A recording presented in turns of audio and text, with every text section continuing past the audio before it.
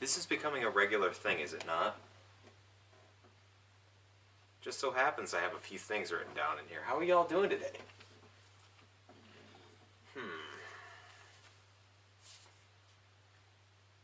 Alright, so this is a special treat. I got my book here, my first book, Words Can't Describe. This is a preliminary copy. It's mine. It's not very good. Trust me, if you end up getting one, it's a lot nicer. But there's a couple poems in here that I want to read.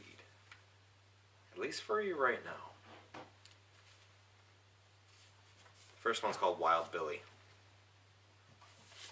Did I lie? I lied. The first one is called You Owe Mike $1. I got these cards, they're like front to back. Ready? Okay, yeah, me too. Okay. A three-dimensional plane, eggshell white, blank canvas. Open all hours of the night, from the rustic sunset to the deep auburn rise. Malleable like gold, charming in innocence, blissful in love. Angel-shaped clouds drop dancing rose petals into the most sublime green patch in existence, encased by an enchanting mix of forested silhouettes. This is his masterpiece. You are his inspiration. I got tickle the back of my throat. It could came at the worst time. I was almost done. I had the emphasis. This is his masterpiece. You're his inspiration. I apologize for that. So this poem is called You Owe Mike $1. I like putting funny titles that kind of don't really match the words as much, but kind of the situation that was occurring during the time. Well, so there's this girl that I used to be friends with that, you know, I didn't have a crush on, but I liked her more than a friend.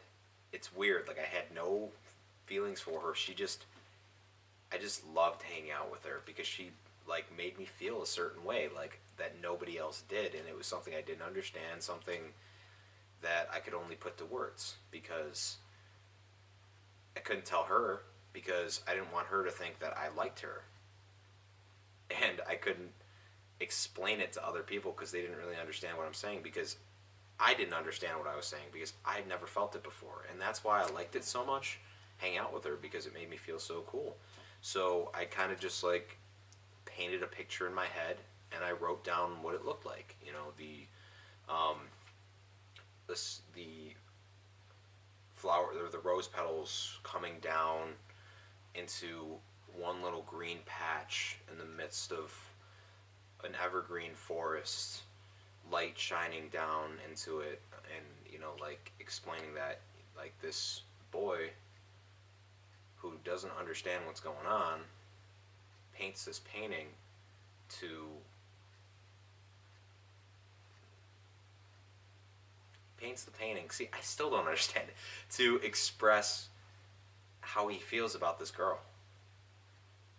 I like that poem a lot.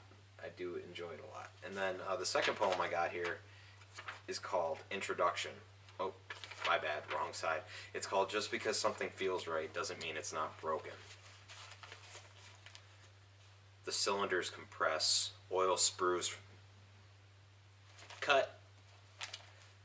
The cylinders compress, oil spews from an overheated engine, jet black, full of crud and debris, a product of neglect. The hood pops, the entire block is in shambles. Tubes burst, bells torn, transmission fluid bubbles on the steaming surfaces. You've had this car 3 years, 200,000 miles. Bald tires, rusted carriage. Been a while since you fixed a thing. Too busy with yourself.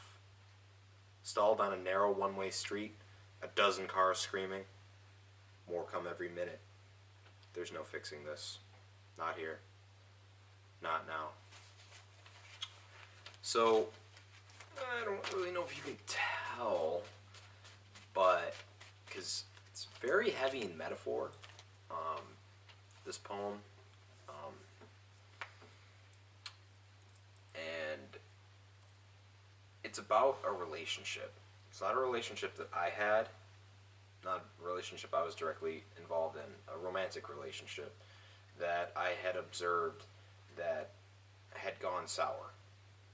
And it's sad watching your friends in a relationship, especially when you're friends with both people, even if one more than the other. It's sad to watch it.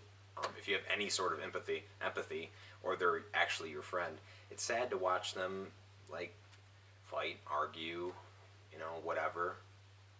And it's even more sad when they can't recognize it. And I tried to explain, but then the poem kind of comes back to me. You can't, just because you see this and it makes you upset, you're not part of it. It's not your direct involvement. You got to stay out, and it sucks because you can't do anything about it. But this is where I was humbled a bit, humbled quite a bit, humbled a lot, 3 times the charm, and I learned that I got to stay out of other people's shit, even if it sucks. And you life is life. So long, the more overarching theme of this poem is life is life. Um, you learn as you go. You're gonna be 90 years old and you're still gonna be learning stuff about other people, about yourself, and stay humble. Stay humble, San Diego. I'm gonna go learn Japanese. Abkhazia?